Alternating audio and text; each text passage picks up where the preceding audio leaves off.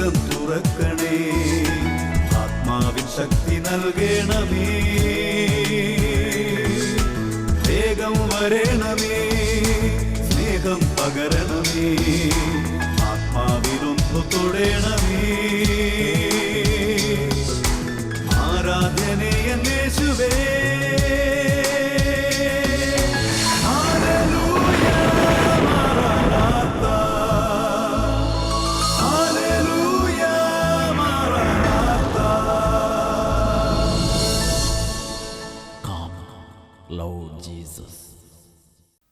Praise the Lord.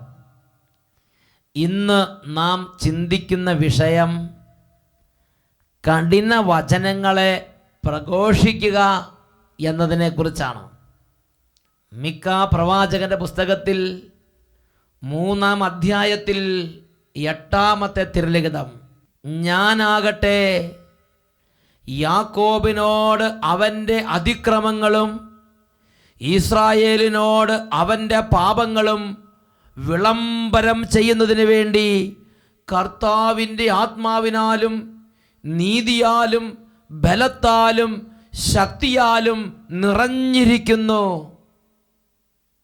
Hallelujah. യേശുവേ സ്തോത്രം, യേശുവേ നന്ദി. പ്രിയപ്പെട്ട ദൈവമക്കളെ, ഈ ഒരു മണിക്കൂർ ദൈവം അംഗീകാരമുദ്ര വച്ചിരിക്കുന്ന മണിക്കൂറാണ്. ലോകത്തിൻ്റെ നാനാഭാഗങ്ങളിൽ ദൈവരാജ്യത്തിൻ്റെ ദൂതിന് വേണ്ടി ദൈവം നമ്മെ ഉണർത്തിയിരിക്കുന്ന മണിക്കൂറാണിത്. ദൈവവചനം കേൾക്കുമ്പോൾ ദൈവരാജ്യത്തിൻ്റെ ശക്തി നമ്മുടെ മേൽ വ്യാപരിക്കുന്നു. ദൈവവചനം കേൾക്കുമ്പോൾ ഇത് കേട്ടുകൊണ്ടിരിക്കുന്ന ഓരോരുത്തരുടെ മേലും ദൈവരാജ്യത്തിൻ്റെ അത്ഭുത ശക്തി വ്യാപരിക്കുന്നു. ഒരു വ്യക്തിയുടെ അനുഭവം നിങ്ങളുടെ ശ്രദ്ധയിലേക്ക് ഞാൻ കൊണ്ടുവരാം. കാഞ്ഞിരപ്പള്ളിയിൽ നിന്നും ത്രേസ്യാമ എന്നൊരു വ്യക്തിയാണ് ഇത് എഴുതുന്നത്. കഴിഞ്ഞ വർഷം കപ്പാട് പള്ളിയിലുള്ള കൺവെൻഷന് ശേഷം എല്ലാ ദിവസവും ഷാലോം ചാനൽ തുറന്ന് അഭിഷേകാഗ്നി പ്രോഗ്രാം മുടങ്ങാതെ കണ്ടുവരുന്നൊരു കുടുംബമാണ് ഞങ്ങളുടെ കുടുംബം. എനിക്കൊരു വലിയ അത്ഭുതമുണ്ടായി. 25 വർഷത്തിലധികമായി ഗ്യാസ് വന്ന് വയറ് വീർക്കുന്ന ഒരു രോഗത്തിന് അടിമയായിരുന്നു ഞാൻ.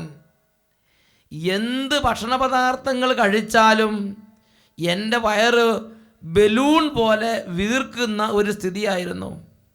പച്ചവെള്ളം കുടിച്ചാൽ പോലും എൻ്റെ വയറ് അത് ബലൂൺ വന്ന് വീർക്കുന്നത് പോലെ നിറഞ്ഞു വീർത്തിരിക്കും.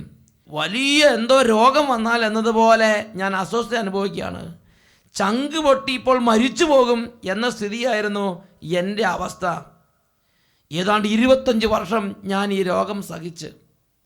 അങ്ങനെ ഇരിക്കുമ്പോൾ 2009 ജൂലൈ മാസത്തിലെ ആദ്യത്തെ ആഴ്ച അഭിഷേകാഗ്നി പ്രോഗ്രാമിൻ്റെ സമയത്ത് അനേകർ സൗഖ്യത്തെക്കുറിച്ച് വിവരിച്ചപ്പോൾ ഞാൻ കരഞ്ഞ് പ്രാർത്ഥിച്ചു, യേശുവേ എൻ്റെ ജീവിതത്തിൽ എന്നെ സഹായിക്കണം. അത്ഭുതമെന്ന് പറയട്ടെ, 2009 ജൂലൈയിലെ ആദ്യത്തെ ഞായറാഴ്ച എൻ്റെ ആ പ്രാർത്ഥനയ്ക്ക് ദൈവം ഉത്തരം തന്നു. പിന്നെ ഇന്ന് വരെ ആ രോഗം എന്നെ അലട്ടിയിട്ടില്ല. 25 വർഷമായി ഈ സഹോദരി വയറു വീർത്ത് ചങ്ക് പൊട്ടിപ്പോണ പോലെ ഇപ്പം മരിച്ചു പോകുന്ന പോലെ വേദന സഹിക്കുകയാണ് ഭക്ഷണം കഴിക്കുമ്പോൾ. ആ ഒരു രോഗത്തിന് മേൽ യേശുവിൻ്റെ അത്ഭുത ശക്തി വ്യാപരിച്ചു. ഇന്നത് 1 വർഷത്തിലധികമായി ആ മകൾ യേശുവിൻ്റെ വിടുതൽ അനുഭവിച്ച് യേശുവിനെ ആരാധിച്ച് ദൈവ പൈതലായി ഇന്ന് ജീവിച്ച് ദൈവത്തെ മഹത്വപ്പെടുത്തുകയാണ്. എല്ലാവരും ഇപ്പോൾ ദൈവസന്നിധിയിലേക്ക് ഹൃദയം ഉയർത്തട്ടെ. യേശു ക്രിസ്തുവിൻ്റെ രക്തം, യേശു ക്രിസ്തുവിൻ്റെ നാമം, യേശു ക്രിസ്തുവിൻ്റെ വചനം, ഇത് അത്ഭുത വിടുതലിൻ്റെ ദൈവ സാന്നിധ്യമാണ്. എല്ലാവരും കാര്യങ്ങൾ ഉയർത്തി സ്തുതിക്കട്ടെ. ഓ പിതാവേ, ഞങ്ങൾക്ക് വേണ്ടി ചിന്തപ്പെട്ട യേശു ക്രിസ്തുവിൻ്റെ അത്ഭുത രക്തത്തിൻ്റെ വിടുതൽ ഈ സമൂഹത്തിൽ ഇപ്പോൾ വ്യാപരിക്കട്ടെ. ഞങ്ങളുടെ കുടുംബങ്ങളുടെ മേൽ വ്യാപരിക്കട്ടെ. കാലാകാലങ്ങളായി ഞങ്ങൾ അടിമപ്പെടുന്ന രോഗങ്ങൾ, പൈശാചിക പീഡകൾ, മരവിപ്പ്, മന്ദത, പലതരത്തിലുള്ള ദുർപീഡകൾ, കുടുംബ തകർച്ചകൾ, പരാജയങ്ങൾ, സാമ്പത്തികമേൽ പരാജയങ്ങൾ യേശുവിൻ്റെ രക്തത്താൽ ഇപ്പോൾ വിട്ടുമാറി പോകട്ടെ. Hallelujah, hallelujah, hallelujah, hallelujah, hallelujah, hallelujah. തിരുരക്തക്കോട്ട രക്തക്കോട്ട എനിക്ക് ചുറ്റും പടുത്തുയർത്തണമേ.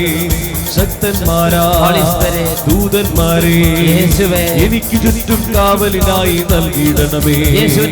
രക്തക്കോട്ട ഇപ്പോൾ വ്യാപരിക്കട്ടെ. രക്തക്കോട്ട എനിക്ക് ചുറ്റും പടുത്തുയർത്തണമേ. കർത്താവേ, ദൂതന്മാരെ എനിക്ക് ചുറ്റും കാവലിനായി നൽകിയിടണമേ. അത്ഭുത ശക്തി വ്യാപരിക്കട്ടെ. യേശുവിൻ രക്തം മോചനമേകും. യേശുവിൻ രക്തം, യേശുവിൻ രക്തം, രക്തം, യേശുവിൻ രക്തം മോചനമേകും. യേശുവിൻ രക്തം. കരങ്ങളടിച്ച് ഓരോ ഭവനത്തിലിരിക്കുന്നവർ, ഓരോ കൂട്ടായ്മയിൽ ഇരിക്കുന്നവർ താളത്തിൽ കരങ്ങളടിച്ച് യേശുവിൻ രക്തത്തിന്റെ അത്ഭുത ശക്തി വ്യാപരിക്കാൻ ആഗ്രഹിച്ച് രോഗത്തിന്റെ മേൽ, ക്ഷീണത്തിന്റെ മേൽ, തകർച്ചയുടെ മേൽ, പൈശാചികളുടെ മേൽ യേശുവിൻ രക്തം വ്യാപരിക്കട്ടെ. രോഗം മാറട്ടെ, തീരാവ്യാധികൾ നീങ്ങട്ടെ. രോഗം മാറട്ടെ, തീരാവ്യാധികൾ നീങ്ങട്ടെ. സൗഖ്യത്തിൻ ശക്തി എന്റെ ദേഹിയിൽ നിറയട്ടെ. സൗഖ്യത്തിൻ ശക്തി എന്റെ ദേഹിയിൽ നിറയട്ടെ. രോഗം മാറട്ടെ, തീരാവ്യാധികൾ നീങ്ങട്ടെ. രോഗം മാറട്ടെ, തീരാവ്യാധികൾ നീങ്ങട്ടെ. സൗഖ്യത്തിൻ ശക്തി എന്റെ ദേഹിയിൽ നിറയട്ടെ. സൗഖ്യത്തിൻ ശക്തി എന്റെ ദേഹിയിൽ നിറയട്ടെ. രക്തക്കോട്ട, രക്തക്കോട്ട, രക്തക്കോട്ട എനിക്ക് ചുറ്റും പടുത്തുയർത്തണമേ. ശക്തന്മാരാ ദൂതന്മാരെ എനിക്ക് ചുറ്റും കാവലിനായി നൽകിയിടണമേ. രക്തം, രക്തം, യേശുവിൻ രക്തം മോചനമേകും. യേശുവിൻ രക്തം ഓരോ കുടുംബങ്ങളുടെ രക്തം, രക്തം, യേശുവിൻ രക്തം രോഗങ്ങളുടെ മേൽ മോചനമേകും. കണ്ടബാധിതരുടെ മേൽ, യേശുവിൻ രക്തം പൈശാചിക പീഡകളുടെ മേൽ, യേശുവിൻ രക്തം കൃഷിനാശത്തിന്റെ മേൽ, മോചനമേകും. ബിസിനസ് തകർച്ചയുടെ മേൽ, തർക്കദോഷങ്ങളുടെ മേൽ, കഠിന പാപങ്ങളുടെ മേൽ യേശു രക്തം വ്യാപരിക്കട്ടെ.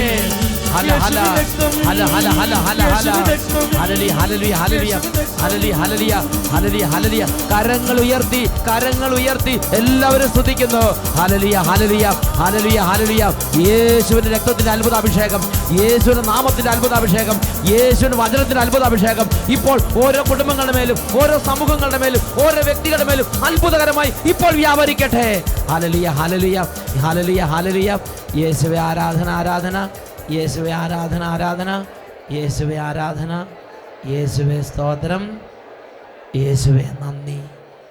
യേശുവേ സ്തോത്രം. യേശുവേ ആരാധന. ഹല്ലേലൂയ. മിക്ക പ്രവാചകന്റെ പുസ്തകത്തിൽ 3-ാം അധ്യായത്തിൽ 8-ാമത്തെ തിരുലിഖിതം, ഞാനാകട്ടെ യാക്കോബിനോട് അവൻ്റെ അതിക്രമങ്ങളും ഇസ്രായേലിനോട് അവൻ്റെ പാപങ്ങളും വിളംബരം ചെയ്യുന്നതിന് വേണ്ടി ദൈവമായ കർത്താവിൻ്റെ ശക്തിയാലും ബലത്താലും നീതിയാലും ആത്മാവിനാലും നിറഞ്ഞിരിക്കുന്നു. പ്രവാചകൻ തൻ്റെ ജീവിതത്തിൻ്റെ ഒരു അനുഭവം അടർത്തി വെക്കുകയാണ്. ഈ വചനം ഒരാവർത്തി വായിച്ചു പോകാൻ ഇട വന്നപ്പോൾ എൻ്റെ മനസ്സിലേക്ക് ഓടി വന്ന ചില സാഹചര്യങ്ങളുണ്ട്. ഇന്ന് അനേകം വ്യക്തികൾക്ക് അതിക്രമങ്ങളെക്കുറിച്ചുള്ള പ്രഘോഷണം കേൾക്കാൻ ഇഷ്ടമല്ല. കഠിന വചനങ്ങൾ പ്രഘോഷിക്കപ്പെടുന്നത് കേൾക്കുമ്പോൾ നെറ്റി ചുളിക്കുകയാണ്. ചില രാജ്യങ്ങളിൽ ചെന്നപ്പോൾ ചില രാജ്യങ്ങളിലുള്ള ചില സമ്പ്രദായങ്ങളെക്കുറിച്ച് ചിലർ പങ്കുവച്ചത് ഞാൻ ഓർക്കുന്നു. ബൈബിളിലുള്ള എല്ലാ വചനങ്ങളും അവിടെ പ്രഘോഷിക്കപ്പെടുന്നതിന് താല്പര്യമില്ല. എപ്പോഴും ദൈവസ്നേഹമാണ്, ദൈവം കരുണയാണ്, ദൈവം നന്മയാണ്, ഇങ്ങനെയുള്ള പോസിറ്റീവ് വചനങ്ങൾ മാത്രം പറഞ്ഞാൽ മതി. കഠിന വചനങ്ങൾ ഇവിടെ പറയണ്ട. വ്യഭിചാരം ചെയ്യരുത്, മദ്യപിക്കരുത്, അബോർഷൻ ചെയ്യുന്നവർ നിത്യനാശം നിബന്ധിക്കും, ഇങ്ങനെയുള്ള വചനം, സ്വർഗ്ഗഭോഗം ചെയ്യരുത്, ഇങ്ങനെയുള്ള വചനങ്ങളൊന്നും ഇവിടെ പ്രഘോഷിക്കപ്പെടുന്നതിന് താല്പര്യമില്ല. ഇവിടെ ദൈവം സ്നേഹമാണ്, ദൈവം കരുണയാണ്, ദൈവം നന്മയാണ്, ഇതൊക്കെ പറഞ്ഞാൽ മതി. അല്ലെങ്കിൽ മനുഷ്യർക്ക് കുറ്റബോധം ഉണ്ടാകും, വലിയ പ്രശ്നമാകും എന്നെല്ലാം ഭയപ്പെട്ട് ഭയത്തിൻ്റെയും ചില തരത്തിലുള്ള ഇടർച്ച വെക്കുന്ന ദുരുപദേശത്തിൻ്റെയും ബന്ധനത്തിലിരിക്കുന്ന ആളുകളെ ലോകത്തിൻ്റെ ചില ഭാഗങ്ങളിൽ കാണാൻ എനിക്ക് കഴിഞ്ഞിട്ടുണ്ട്. പ്രിയപ്പെട്ട സഹോദരങ്ങളെ, ഇന്ന് ചില ആളുകൾ ധരിച്ചു വച്ചിരിക്കുന്നത് ഇങ്ങനെയാണ്, മറ്റു ചിലർ എന്നോട് പറഞ്ഞിരിക്കുന്നത് ഇങ്ങനെയാണ്: ഈ പഴയ നിയമത്തിലുള്ള കഠിനമായ വചനങ്ങളൊന്നും ഇപ്പോഴത്തെ കാലത്ത് പറയേണ്ട ആവശ്യമില്ല. യേശു ക്രിസ്തു ഇതാ പുതിയ നിയമം സ്ഥാപിച്ചിരിക്കുകയാണ്. ഇനി വെറും സ്നേഹം മാത്രമേ ഉള്ളൂ, ഇനി വെറും കരുണ മാത്രമേ ഉള്ളൂ, വേറെ ഒന്നും കഠിന വചനങ്ങളൊന്നും പറയേണ്ട ആവശ്യമില്ല. അതിക്രമങ്ങളെക്കുറിച്ചും മനുഷ്യൻ്റെ ദുഷ്ടതയെക്കുറിച്ചും അവൻ്റെ ഹൃദയത്തിൽ കുടികൊള്ളുന്ന കാലങ്ങളായി കുടികൊള്ളുന്ന കുടിലതയെക്കുറിച്ചും ഇങ്ങനെയുള്ള കാര്യങ്ങളും അതിനെക്കുറിച്ചുള്ള വചനങ്ങളൊന്നും പറയേണ്ട ആവശ്യമില്ല എന്ന് ചിന്തിച്ച് പോകുന്ന ആളുകളെയും എൻ്റെ ശ്രദ്ധയിൽപ്പെട്ടിട്ടുണ്ട്. ഇതിനെക്കുറിച്ച് ദൈവസന്നിധിയിൽ പ്രാർത്ഥിച്ചപ്പോൾ ദൈവം വെളിപ്പെടുത്തി തന്ന ചില ദൂതുകളാണ് ഇന്ന് നിങ്ങളുമായി പങ്കുവെക്കുന്നത്. മിക്കാ പ്രവാചകന്റെ പുസ്തകത്തിൽ 3-ാം അധ്യായത്തിൽ 8-ാം വാക്യത്തിൽ പരിശുദ്ധാത്മാവ് നിറഞ്ഞ ദൈവത്തിൻ്റെ പ്രവാചകൻ പ്രഖ്യാപിക്കുകയാണ്: യാക്കോബിനോട് അവൻ്റെ അതിക്രമങ്ങൾ പ്രഖ്യാപിക്കണം, ഇസ്രായേലിനോട് അവൻ്റെ പാപങ്ങൾ അവൻ്റെ കണ്ണിൽ നോക്കി പറയണം. അതിനുവേണ്ടി കർത്താവിൻ്റെ ആത്മാവിനാലും കർത്താവിൻ്റെ ശക്തിയാലും കർത്താവിൻ്റെ ബലത്താലും കർത്താവിൻ്റെ നീതിയാലും എൻ്റെ കർത്താവ് എന്നെ നിറച്ചു വെച്ചിരിക്കുകയാണ് എന്ന് പ്രവാചകൻ വെളിപ്പെടുത്തുകയാണ്. ഈ കർത്താവിൻ്റെ ആത്മാവിനില്ലാത്ത സ്നേഹം എന്തിനു നാം കാണിക്കുന്നത്? അത് ആത്മാക്കളെ നിത്യരക്ഷയിലേക്കല്ല, ആത്മാക്കളെ നിത്യനാശത്തിന് കാരണമാകുന്ന ഒരു തിന്മയായി രൂപാന്തരപ്പെടാം. ഹല്ലേലൂയ. പ്രിയപ്പെട്ട സഹോദരങ്ങളെ, വിശുദ്ധ ലിഖിതം എന്താണ് ഈ വിഷയത്തെക്കുറിച്ച് എനിക്ക് നിങ്ങൾക്ക് തരുന്ന മുന്നറിയിപ്പ്? പ്രഘോഷിക്കാൻ കർത്താവ് അയക്കുന്ന ഒരു എളിയ ദാസൻ, ഒരു വചനപ്രസംഗകൻ ഈ കാര്യത്തെക്കുറിച്ച് എന്താണ് ചെയ്യേണ്ടത്? ആളും തരവും നോക്കി, രാജ്യവും ജാതിയും മതവും നോക്കി തനിക്ക് ഗുണകരമാകുന്ന അല്ലെങ്കിൽ ജനത്തിന് ഗുണകരമാകുന്ന ചില കാര്യങ്ങൾ മാത്രം പ്രഘോഷിക്കാൻ വേണ്ടിയാണോ ഒരു ദൈവദാസനെ കർത്താവ് അഭിഷേകം ചെയ്ത് ഉയർത്തുന്നത്? ഇതിനെക്കുറിച്ച് വിലാപത്തിൻ്റെ പുസ്തകം 2-ാം അധ്യായം 14-ാം വാക്യത്തിൽ വെളിപ്പെടുത്തലുണ്ട്. വിലാപം 2:14. അവിടെ ദൈവത്തിൻ്റെ ജനം പവിഴത്തേക്കാൾ നിറമുള്ളവരും ഇന്ദ്രനീലം പോലെ ആകാര ഭംഗിയുള്ളവരുമായ ആ ജനം ഏതാണ്ട് സ്വർഗത്തിൽ നിന്ന് ഇറങ്ങി വന്ന പോലെയാണ് പലരുടെ നിറം കാണുമ്പോൾ. അതുപോലുള്ള കർത്താവിൻ്റെ ജനം, ജെറൂസലേമിലെ കർത്താവിൻ്റെ പ്രിയജനം ഇതാ കരിക്കട്ട പോലെ റോഡിൻ്റെ പക്കത്ത് കിടക്കുകയാണ്. അവരുടെ നാവ് അണ്ണാക്കിന് ഒട്ടിക്കിടക്കുകയാണ്, ചാരത്തിൽ പൂണ്ട് കിടന്ന് നിലവിളിക്കുകയാണ്. കരുണാമയികളായ സ്ത്രീകൾ അവരുടെ കുഞ്ഞുങ്ങളെ ചെണ്ടങ്കപ്പ വേവിച്ച് തിന്നോലെയാണ് തിന്നുകൊണ്ടിരുന്നത്. അങ്ങനെ ആ ജനം കഠിനമായ തകർച്ചയിലേക്ക് എറിയപ്പെട്ടു. ആ ദേശം തകർന്നു, ആ പട്ടണം ചാരകൂമ്പാരമായി, ദേവാലയം കത്തിക്കരിഞ്ഞു കിടക്കുന്നു. അതിൻ്റെ നടുവിലൂടെ യെരമ്യാ പ്രവാചകൻ അങ്ങോട്ടും ഇങ്ങോട്ടും ഓടി നടന്ന് കണ്ട കാര്യങ്ങൾ എഴുതി വച്ചിരിക്കുന്ന പുസ്തകത്തിൻ്റെ പേരാണ് വിലാപങ്ങളുടെ പുസ്തകം. ആ വിലാപങ്ങളുടെ പുസ്തകത്തിൽ ഒരിക്കലും രാജാക്കന്മാർക്കോ വൈരികൾക്കോ ജെറൂസലേമിൻ്റെ കവാടങ്ങൾ കടക്കാനാകുമെന്ന് ആ കാലഘട്ടത്തിലെ രാജാക്കന്മാർ ഒരിക്കലും ചിന്തിച്ചിരുന്നില്ല. അതുപോലെ അജയ്യായി നിന്ന ജെറൂസലേം ഇന്നിങ്ങനെ കത്തിക്കരിഞ്ഞ് ചാമ്പലായി ചാരക്കൂമ്പാരമായി വെണ്ണീർ കൂമ്പാരമായി കിടക്കുമ്പോൾ അതിൻ്റെ കാരണം എന്താണ് എന്ന് വിലാപങ്ങളുടെ പുസ്തകം 2-ാം അധ്യായം 14-ാം വാക്യത്തിൽ പ്രവാചകനിലൂടെ പരിശുദ്ധാത്മ പഠിപ്പിക്കുകയാണ്. നിന്റെ പ്രവാചകന്മാർ നിനക്ക് വേണ്ടി കണ്ടത് വഞ്ചനാത്മകമായ ദർശനങ്ങളാണ്. നിന്റെ ഐശ്വര്യം പുനഃസ്ഥാപിക്കാൻ വേണ്ടി നിന്റെ അകൃത്യങ്ങളുടെ മറ നീക്കി അവർ കാണിച്ചില്ല. അവരുടെ ദർശനങ്ങൾ മിഥ്യയും വഞ്ചനാത്മകവുമായിരുന്നു.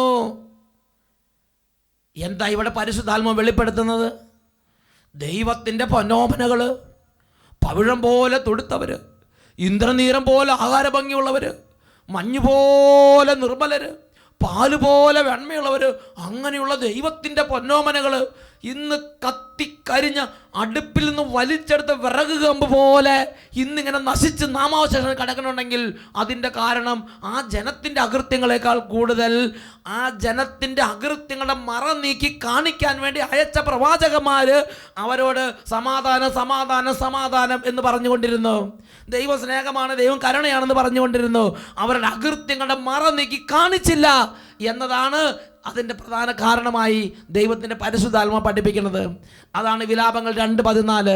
നിന്റെ പ്രവാചകന്മാർ നിനക്ക് വേണ്ടി കണ്ടത് വഞ്ചനാത്മകമായ ദർശനങ്ങളാണ്. നിന്റെ ഐശ്വര്യം പുനഃസ്ഥാപിക്കാൻ വേണ്ടി അവർ നിന്റെ അകൃത്യങ്ങളുടെ മറ നീക്കി കാണിച്ചില്ല. അകൃത്യങ്ങളുടെ മറം നീക്കുന്ന കഠിന വചനങ്ങൾ പ്രഘോഷിക്കപ്പെടുമ്പോൾ, പ്രിയപ്പെട്ട ദൈവമക്കളെ, അത് ദൈവസ്നേഹത്തിന് എതിരായ വചനമാണെന്ന് ചിന്തിക്കരുത്. ദൈവസ്നേഹമാണ്, ദൈവം കരുണയാണെന്ന് പറയുന്നത് മാത്രമേ ദൈവസ്നേഹമുള്ളൂ എന്ന് തെറ്റിദ്ധരിക്കരുത്. കഠിന വചനങ്ങളും ദൈവസ്നേഹത്തിൻ്റെ വചനങ്ങൾ തന്നെ. Hallelujah, hallelujah. പ്രിയപ്പെട്ട സഹോദരങ്ങളെ, അതിക്രമങ്ങളും പാപങ്ങളും ജനത്തിന് മുമ്പിൽ പ്രഘോഷിക്കപ്പെടണം. അതിക്രമങ്ങളും പാപങ്ങളും കാലഘട്ടങ്ങളിൽ പ്രഘോഷിക്കപ്പെടണം. അതിക്രമങ്ങളും പാപങ്ങളും വചന പ്രഘോഷണ വേദികളിൽ ജനത്തിന് മുമ്പിൽ അത് വെളിപ്പെടുത്തപ്പെട്ട് ജനത്തിൻ്റെ അകൃത്യങ്ങളുടെ മറ നീക്കി കാണിക്കപ്പെടണം. ഇത് ദൈവം തൻ്റെ വിശുദ്ധ കൽപ്പനയാൽ നമുക്ക് നൽകിയിട്ടുള്ളൊരു നിർദ്ദേശം തന്നെ. എസെക്കിയേൽ പ്രവാചകന്റെ പുസ്തകത്തിൽ 44-ാം അധ്യായത്തിൽ 23-ാം തിരുലിഖിതം വചനം പഠിപ്പിക്കുന്നു, വിശുദ്ധവും അശുദ്ധവും തമ്മിലുള്ള വ്യത്യാസം അവർ വേർതിരിച്ചറിയുകയും അതെങ്ങനെ വേർതിരിച്ചറിയാമെന്ന് ജനത്തെ പഠിപ്പിക്കുകയും ചെയ്യണം. വിശുദ്ധവും അശുദ്ധവും തമ്മിലുള്ള വ്യത്യാസം അവർ അറിയണം, അത് ജനത്തെ പഠിപ്പിക്കണം. ഇത് ദൈവം തന്റെ വിശുദ്ധ കൽപ്പനയാൽ തൻ്റെ പ്രവാചകന്മാർക്ക് നൽകിയിരിക്കുന്ന നിർദ്ദേശം അത്രേ. ഹല്ലേലൂയ. ജെറമ്യാ പ്രവാചകന്റെ പുസ്തകത്തിൽ 23-ാം അധ്യായത്തിൽ 28-ാം തിരുലിഖിതത്തിൽ പഠിപ്പിക്കുകയാണ്, എൻ്റെ വചനം ലഭിച്ചിട്ടുള്ളവൻ അത് വിശ്വസ്തയോടെ പ്രഖ്യാപിക്കട്ടെ. ഹല്ലേലൂയ. യേശുവേ സ്തോത്രം, യേശുവേ നന്ദി. പ്രിയപ്പെട്ട സഹോദരങ്ങളെ, ഇന്ന് അനേകം വ്യക്തികൾ വെച്ച് പുലർത്തുന്ന ആ ഇടർച്ച വെക്കുന്ന മനോഭാവം യേശു വചനം പ്രഘോഷിച്ചിരുന്ന കാലഘട്ടത്തിലും ജനങ്ങൾ വെച്ച് പുലർത്തിയിരുന്നില്ലേ? അത് യേശുവിൻ്റെ അടുത്ത് അവർ പ്രകടിപ്പിച്ചില്ലേ? അതല്ലേ യോഹന്നാന്റെ സുവിശേഷം 6-ാം അധ്യായം 60 മുതലുള്ള വാക്യങ്ങൾ നമ്മൾ കാണുന്നത്. ഇത് കേട്ട് അവൻ്റെ ശിഷ്യന്മാരിൽ പലരും പറഞ്ഞു, ഇത് കഠിനമാണ്, ഈ വചനം കഠിനമാണ്, ഇത് ശ്രവിക്കാൻ ആർക്ക് കഴിയും? അവര് ഇടർച്ചപ്പെടുകയാണ്. അവര് യേശുവിൻ്റെ വചനം കേട്ടപ്പോൾ അത് സ്വീകരിക്കാൻ വേണ്ടിയല്ല അവരുടെ മനസ്സ് തുറന്നത്. അവരിതാ ഈ വചനത്തെക്കുറിച്ച് അവർ പറയുകയാണ്, ഈ വചനം കഠിനമാണ്, ഇത് ശ്രവിക്കാൻ ആർക്ക് കഴിയും? ഇന്നും അനേകർ ഈ ഒരു ദുരാത്മാവിൻ്റെ പിടിയിലല്ലേ കിടക്കുന്നത്. ഇതിനെക്കുറിച്ച് യേശു എന്താണ് ആ സമയത്ത് അവരോട് വെളിപ്പെടുത്തിയത്? തൻ്റെ ശിഷ്യന്മാർ പിറുപിറുക്കുന്നു എന്ന് മനസ്സിലാക്കിയപ്പോൾ യേശു അവരോട് ചോദിച്ചു, എൻ്റെ വചനങ്ങൾ നിങ്ങൾക്ക് ഇടർച്ച വരുത്തുന്നുവോ? അങ്ങനെയെങ്കിൽ മനുഷ്യപുത്രൻ ആദ്യമായിരുന്നിടത്തേക്ക് ആരോഹണം ചെയ്യുന്നത് നിങ്ങൾ കണ്ടാലോ? എന്താ യേശു പറഞ്ഞതിൻ്റെ അർത്ഥം? നമ്മുടെ ഒരു ചാൻ നീളമുള്ള ആ പിറ്റ്യൂട്ടറി ഗ്ലാൻസിന് മനസ്സിലാക്കാവുന്ന കാര്യങ്ങൾ മാത്രമേ ഞാൻ അംഗീകരിക്കൂ എന്നുള്ളത് ഒരു മുഷ്ക് സ്വഭാവമാണ്, ഒരു മർക്കടമുഷ്ക സ്വഭാവമാണ്. അത് മാത്രമല്ല, നമ്മുടെ ബുദ്ധിക്ക് അഗ്രാഹ്യമായ കാര്യങ്ങളും നമ്മൾ സ്വീകരിക്കണം എന്നല്ലേ ഇതുവഴി യേശു തൻ്റെ ശിഷ്യന്മാരോട് പറഞ്ഞത്? ഇത്രയും പോകുന്ന ഒരു പിറ്റ്യൂട്ടറി ഗ്ലാൻസ് ആണോ നമ്മുടെ എല്ലാത്തിൻ്റെ ആശ്രയം? നമ്മുടെ ബുദ്ധിക്ക് മനസ്സിലാക്കാവുന്നതും മനസ്സിലാക്കാൻ പറ്റാത്തതുമായ കാര്യങ്ങൾ ദൈവവചനത്തിലൂടെ പ്രഘോഷിക്കപ്പെട്ടിട്ടുണ്ടെങ്കിൽ ഞാനും നിങ്ങളത് സ്വീകരിക്കണം. നിരവധി വ്യക്തികൾ പറയുന്നത് എന്താണ്? എനിക്ക് ഇത് ഉൾക്കൊള്ളാൻ പറ്റുന്നില്ല, എനിക്ക് ഈ വചനം ഉൾക്കൊള്ളാൻ പറ്റുന്നില്ല, എനിക്ക് ഈ രീതി ഉൾക്കൊള്ളാൻ പറ്റുന്നില്ല, എനിക്ക് ഈ വചനങ്ങൾ സ്വീകരിക്കാൻ പറ്റുന്നില്ല, എൻ്റെ ബുദ്ധിക്ക് ഇതുകൊണ്ട് മനസ്സിലാകുന്നില്ല, എനിക്ക് മനസ്സിലാകാത്തതുകൊണ്ട് ഞാൻ സ്വീകരിക്കുന്നില്ല, എനിക്ക് മനസ്സിലാകാത്തതുകൊണ്ട് ഞാൻ വിശ്വസിക്കുന്നില്ല. പ്രിയ ദൈവപൈതലേ, നിത്യനാശത്തിൻ്റെ പിടിയിലാണ് നീ ഇരിക്കുന്നത് എന്ന കാര്യം നീ മറക്കരുത്. എൻ്റെ ബുദ്ധിക്ക് മനസ്സിലാകുന്ന വചനങ്ങൾ മാത്രമേ സ്വീകരിക്കൂ എന്നുള്ളതല്ല ഒരു ദൈവപൈതലിൽ നിന്ന് സ്വർഗം പ്രതീക്ഷിക്കുന്നത്. നിനക്ക് മനസ്സിലായാലും മനസ്സിലായില്ലെങ്കിലും നിത്യജീവന്റെ വചനങ്ങൾ സ്വീകരിക്കണമെന്നല്ലേ യേശു പഠിപ്പിച്ചത്? യോഹന്നാന്റെ സുവിശേഷം 6-ാം അധ്യായത്തിൽ തുടർന്ന് പഠിപ്പിക്കുകയാണ്, ഞാൻ നിങ്ങളോട് പറഞ്ഞ വാക്കുകൾ ആത്മാവും ജീവനുമാണ്. ഈ ആത്മാവും ജീവനും ഞാൻ നിങ്ങൾ സ്വീകരിക്കണം എന്ന് ഈശോ ആഗ്രഹിച്ചു. Praise the Lord, hallelujah. പ്രിയപ്പെട്ട സഹോദരങ്ങളെ, ഇതിനെക്കുറിച്ച് തിമോഥെയോസിന്റെ 2-ാം ലേഖനത്തിൽ 3-ാം അധ്യായത്തിൽ 16-ാമത്തെ വാക്യത്തിൽ രേഖപ്പെടുത്തിയിട്ടുണ്ട്. വിശുദ്ധ ലിഖിതമെല്ലാം ദൈവനിവേശിതമാണ്. അവ പ്രബോധനത്തിനും ശാസനത്തിനും തെറ്റുതിരുത്തലിനും നീതിയുള്ള പരിശീലനത്തിന് ഉപകരിക്കുന്നു. ഇതുവഴി ദൈവഭക്തനായ മനുഷ്യൻ പൂർണ്ണത കൈവരിക്കുകയും എല്ലാ നല്ല പ്രവൃത്തികളും ചെയ്യുന്നതിന് പര്യാപ്തനാവുകയും ചെയ്യുന്നു. ദൈവം എന്താ പഠിപ്പിക്കുന്നത്? പുതിയ നിയമത്തിലെ കുറച്ച് വചനങ്ങൾ മാത്രമാണ് ദൈവനിവേശിതം എന്നാണോ? ഉൽപ്പത്തി മുതൽ വെളിപാട് വരെയുള്ള എല്ലാ വചനങ്ങളും ദൈവനിവേശിതമാണ്. യേശു വന്നതോടുകൂടെ പഴയ നിയമമെല്ലാം ക്യാൻസലാക്കി എന്ന് ചിന്തിക്കരുത്. ഏതെങ്കിലും വചനഭാഗങ്ങളോ ഏതെങ്കിലും പുസ്തകങ്ങളോ കട്ട് ചെയ്ത് കളഞ്ഞൊന്ന് ചിന്തിക്കരുത്. വിശുദ്ധ ലിഖിതത്തിലൂടെ പരിശുദ്ധാത്മാവ് പഠിപ്പിക്കുകയാണ്. 2 തിമോത്തി 3-ാം അധ്യായം അതിൽ 16 മുതലുള്ള തിരുലിഖിതങ്ങൾ. വിശുദ്ധ ലിഖിതമെല്ലാം ദൈവനിവേശിതമാണ്. അവ ശാസനത്തിനും തെറ്റുതിരുത്തലിനും നീതിയിലുള്ള പരിശീലനത്തിനും ഉപകരിക്കുന്നു, നൽകപ്പെട്ടിരിക്കുന്നു. പുണ്യ പരിപൂർണതയിലേക്ക് ഈ വചനത്തിലൂടെയാണ് ഒരു മനുഷ്യൻ മുന്നോട്ട് നീങ്ങേണ്ടത്. ഇതിനെക്കുറിച്ച് പത്രോസ് എഴുതിയ 2-ാം ലേഖനത്തിൽ 1-ാം അധ്യായത്തിൽ 19 മുതലുള്ള തിരുലിഖിതങ്ങൾ. പ്രഭാതം പൊട്ടിവിടരുകയും പ്രഭാത നക്ഷത്രം നിങ്ങളുടെ ഹൃദയങ്ങളിൽ ഉദിച്ചുയരുകയും ചെയ്യുന്നത് വരെ ഇരുളിൽ പ്രകാശിക്കുന്ന ദീപത്തെ എന്നതുപോലെ പ്രവാചക വചനത്തെ നിങ്ങൾ ശ്രദ്ധിക്കേണ്ടതാണ്. ആദ്യം നിങ്ങൾ ഇത് മനസ്സിലാക്കണം. വിശുദ്ധ ലിഖിതത്തിലെ പ്രവചനങ്ങൾ ഒന്നും തന്നെ ആരുടെയും സ്വന്തമായ വ്യാഖ്യാനത്തിനുള്ളതല്ല. എന്തെന്നാൽ പ്രവചനങ്ങൾ ഒരിക്കലും മാനുഷിക ചോദനയാൽ രൂപം കൊണ്ടതല്ല. പരിശുദ്ധാത്മാവിനാൽ പ്രചോദിതരായി ദൈവത്തിൻ്റെ മനുഷ്യർ സംസാരിച്ചവയാണ്. അത് ചിലത് നല്ലത് ചിലത് മോശമെന്ന് ചിന്തിക്കരുത്. ചിലത് ദൈവസ്നേഹമുള്ളത് ചിലത് ദൈവകോപത്തിൻ്റെ വചനം ചിന്തിക്കരുത്. എല്ലാ വചനങ്ങളും നിത്യരക്ഷയുടെ വചനങ്ങൾ, എല്ലാ വചനങ്ങളും നിത്യജീവൻ്റെ വചനങ്ങൾ, എല്ലാ വചനങ്ങളും ദൈവത്തിൻ്റെ ജീവനും ആത്മാവുമാകുന്നത്, എല്ലാ വചനങ്ങളും ദൈവസ്നേഹത്തിൻ്റെ വചനങ്ങൾ തന്നെ. Praise the Lord. ഈ നിമിഷങ്ങളിൽ എഴുന്നേറ്റ് നിൽക്കാം. പ്രിയപ്പെട്ട ദൈവമക്കളെ, ഈ നിമിഷങ്ങളിൽ 2 കാര്യങ്ങൾ തുറന്നു പിടിക്കുകയാണ്. ഏതെങ്കിലും ദൈവവചനത്തോട് ഹൃദയം അടച്ചു വെച്ചിട്ടുണ്ടെങ്കിൽ, ചില വചനങ്ങൾ കേൾക്കും ഇത് കഠിനം, അത് ഞാൻ സ്വീകരിക്കില്ല എന്ന നിലപാട് എടുത്തിട്ടുണ്ടെങ്കിൽ, ഇന്നിപ്പോൾ അനുദപിച്ച് കർത്താവിൻ്റെ സന്നിധി ഹൃദയത്തിൽ പാപങ്ങളെ ഏറ്റുപറയുക. പ്രിയ പൈതലേ, ഇടർച്ചവെക്ക് ദുരുപദേശത്തിൽ ബന്ധനത്തിൽ കുടുങ്ങരുത്. ദൈവത്തിൻ്റെ വചനം പഠിപ്പിക്കുകയാണ്. റോമാലേഖനം 9:6. ദൈവത്തിൻ്റെ വചനം ഒരിക്കലും പരാജയപ്പെട്ടിട്ടില്ല. യെശയ്യായുടെ പുസ്തകം 40-ാം അധ്യായം 8-ാം വാക്യം. മനുഷ്യൻ പുല്ല് മാത്രം, പുല്ല് കരിയുന്നു, പുഷ്പം പാടുന്നു, നമ്മുടെ ദൈവമായ കർത്താവിൻ്റെ വചനമാകട്ടെ എന്നേക്കും നിലനിൽക്കുന്നു. ഈ നിത്യജീവൻ്റെ വചനം അത് അനുകൂലം പ്രതികൂലമാകട്ടെ, കഠിനമുള്ളത് സ്നേഹം നിറഞ്ഞതാകട്ടെ, കരുണയുടെ കോപത്തിൻ്റെ ആകട്ടെ, എല്ലാ വചനങ്ങളും എൻ്റെ ആത്മാവിൻ്റെ നിത്യരക്ഷയ്ക്ക് വേണ്ടി നൽകപ്പെട്ടിട്ടുള്ളതാണെന്ന് തിരിച്ചറിവോടെ എല്ലാ വചനങ്ങളും സ്വീകരിക്കാൻ തക്കവണ്ണം ഇപ്പോൾ ഹൃദയം തുറക്കപ്പെടട്ടെ. 2 കരങ്ങൾ ഉയർത്തി എല്ലാവരും സ്തുതിക്കട്ടെ. Hallelujah, hallelujah, hallelujah. ഓ വചനമേ, ഓ നിത്യജീവൻ്റെ വചനമേ, ഓ നിത്യ സത്യമേ, ഞങ്ങളുടെ ഹൃദയങ്ങളിലേക്ക് വ്യാപരിക്കണമേ. വചനമേ എൻ്റെ മിഴികളിൽ വഴിവിളക്കായി തെളിയണേ. എല്ലാവരും ചേർന്ന് വചനമേ എൻ്റെ മിഴികളിൽ വഴിവിളക്കായി തെളിയണേ. ഹൃദയം സമർപ്പിച്ച് വചനമേ എൻ്റെ മിഴികളിൽ വഴിവിളക്കായി തെളിയണേ. കരങ്ങൾ ഉയർത്തി സ്തുതിക്കുന്നു. Hallelujah, hallelujah, hallelujah. ഓ ദൈവമേ, ഈ കുടുംബങ്ങളെയും ഈ സഹോദരന്മാരെയും സഹോദരിമാരെയും ഈ കുഞ്ഞു മക്കളെയും ഈ യുവതി യുവാക്കന്മാരെയും ഈ സമൂഹങ്ങളെയും ഈ സ്ഥാപനങ്ങളെയും ഓ യേശുവിൻ്റെ വചനത്തിന് വേണ്ടി സമർപ്പിക്കുന്നു.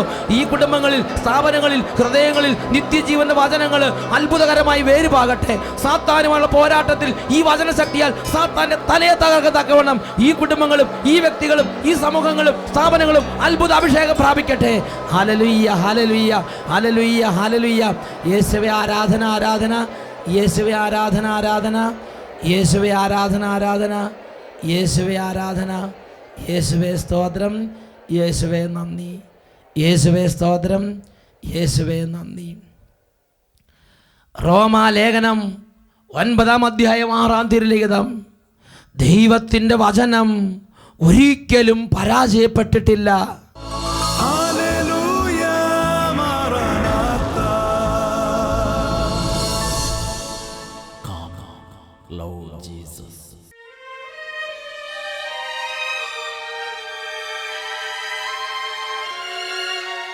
യേശയ്യ പ്രവചനത്തിൽ 52-ാം അധ്യായം 2-ാം തിരുലിഖിതം.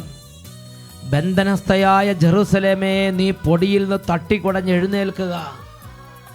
ബന്ധനസ്ഥയായ സിയോൻ പുത്രി, നിന്റെ കഴുത്തിലെ കെട്ടുകൾ നീ പൊട്ടിച്ചു കളയുക. ഈ നിമിഷങ്ങളിൽ 2 കരങ്ങൾ യേശുവിൻ്റെ സന്നിധിയിലേക്ക് ഉയർത്തി, പ്രിയ മകനെ, മകളെ, പാരമ്പര്യമായ എല്ലാ ബന്ധനങ്ങളും കുടുംബങ്ങളിൽ നിന്ന് തകരുന്നതിന് വേണ്ടി പ്രാർത്ഥിക്കുക. കരങ്ങൾ ഉയർത്തി യേശുവിനെ വിളിക്കട്ടെ. Hallelujah, hallelujah, hallelujah. സർവശക്തമായ യേശുവിൻ്റെ നാമം കുടുംബങ്ങളിലേക്ക് പ്രവഹിക്കട്ടെ. ഇടിമിന്നൽ പോലെ യേശുവിൻ്റെ നാമം കുടുംബങ്ങളിൽ ഇറങ്ങട്ടെ. തലമുറകളായി പാരമ്പര്യമായ എല്ലാ ബന്ധനങ്ങളും അതിൻ്റെ ആധിപത്യങ്ങളും യേശുനാമത്തിൽ ഛിന്നഭിന്നമാകട്ടെ. Hallelujah, hallelujah. Hallelujah, Maranatha. Come, Lord Jesus.